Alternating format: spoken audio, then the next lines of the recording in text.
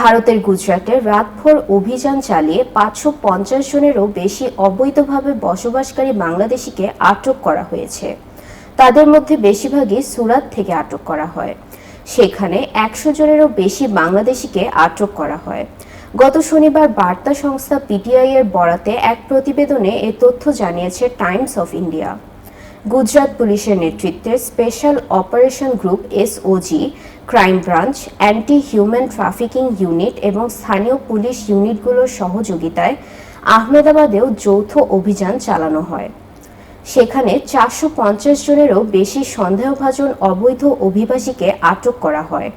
কর্মকর্তারা নিশ্চিত করেছেন যে আটককৃতরা বৈধ নথিপত্র ছাড়াই ভারতে প্রবেশ করেছিলেন এবং জাল কাগজপত্র ব্যবহার করে দেশে বসবাস করছিলেন। Deputy police commissioner Rajdeep Singh Nakub বলেছেন, গোয়েন্দা তথ্যের ভিত্তিতে সুরাটে ৫৫০ বাংলাদেশিদের আটক করা হয়েছে। জিজ্ঞাসাবাদ ও যাচাইয়ের পর তাদের ফেরত পাঠানো হবে।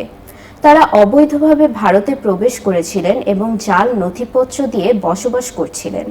তদন্তের পর তাদের বাংলাদেশে ফেরত পাঠানো হবে।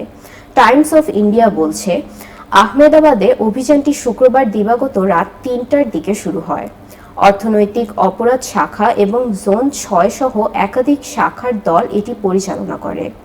ডিসিপি অজিত রাজিয়ানের মতে, চান্দালা এলাকা থেকে ৪০০ জনেরও বেশি মানুষকে আটক করা হয়েছে। যুগ্ম পুলিশ কমিশনার শরৎ সিংহল বলেছেন, স্বরাষ্ট্রমন্ত্রী, পুলিশ কমিশনার এবং পুলিশ মহাপরিচালকের সরাসরি নির্দেশে এই অভিযান চালানো হয়েছিল।